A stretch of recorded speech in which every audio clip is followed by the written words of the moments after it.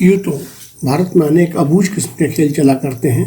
इनमें से एक कर मूल्यांकन होता है।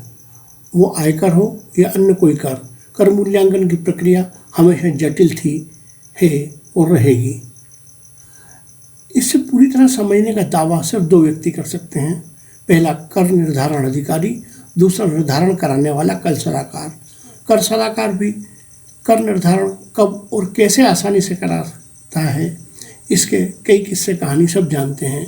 अब सरकार ने आयकर को सरल बनाने के लिए फेसलेस असेसमेंट का नया प्रयोग शुरू किया है। वैसे तो फेसलेस असेसमेंट भी कर निर्धारण की एक सामान्य सी प्रक्रिया है, जहां ऑनलाइन आपका कर निर्धारण होता है और आपको ये भी पता नहीं चलता कि कौन सा अधिकारी आपका मूल्यांकन कर रहा है। उस अधिकारी के बारे में कुछ पता नहीं होता आप कौन हैं, केवल ये वित्तीय लेन देन का ऑनलाइन मूल्यांकन होता है। फेसलेस असेसमेंट को अगर आप साधारण भाषा में समझें तो ये टेक्नोलॉजी के माध्यम से करदाता और जमा किए गए कर का मूल्यांकन है। ये प्रक्रिया शुरू भी हो चुकी है। कहते हैं इससे पारदर्शिता आएगी, भ्रष्टाचार को रोकने में सहायता मिलेगी, क्योंकि इस प्रक्रिया के तहत करदाता और आयकर अधिकारी का एक दूसरे से आमना सामना नहीं होगा। ऐसे में तमाम तरह के भ्रष्टाचार पर लगाम लगेगी, ऐसा भी कहा जाता है। अगर ये सब मान भी लिया जाए तो कर निर्धारण की अपील अभी फेसलेस नहीं है। इसमें करदाता और अधिकारी का आमना सामना होता है।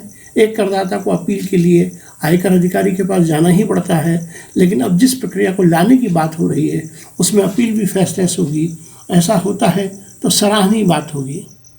अभी तक अपील करने के लिए आयकर अधिकारी या कमिश्नर के पास जाना पड़ता है। अब एक नई प्रक्रिया की शुरुआत की जा रही है, जहां अपील भी ऑनलाइन होगी। आपकी अपील किसी अधिकारी को सौंप दी जाएगी, लेकिन आप जान नहीं पाएंगे कि किस अधिकारी को आपकी अपील सौंपी गई है। अगर चार्टर की बात करें तो इसका अर्थ होता है पारदर्शी तरीके से सभी चीज़ें विभाग द्वारा घोषित कर देना कि वे किस तरह से काम करेंगे, किस तरह से आपका कर निर्धारण होगा आदि। वैसे जब भी जिस कार्य में पारदर्शी लाई जाती है तो भ्रष्टाचार की संभावनाएं कम हो जाती हैं। इससे कर विभाग और करदाता दोनों को चीज़ें समझने में आसानी होगी, गलती करने की संभावना कम हो जाएगी। यहाँ किसी विशेष परिस्थिति में ही कोई गलती होगी। असल में चार्टर करदाता और कर विभाग दोनों की सीमाएं तय कर देता है। सरकार का आकलन है देश भर में 1 से 1.5 करोड़ व्यक्ति ही कर का भुगतान कर रहे हैं, बाकी लोग भुगतान नहीं कर रहे हैं। इसका सबसे बड़ा नुकसान ये है कि सरकार को कर की दर बढ़ानी पड़ती है, लेकिन अब कोशिश ये है कि कर के दायरे में को और बढ़ा दिया जाए। इससे कारण पारदर्शिता बढ़ेगी।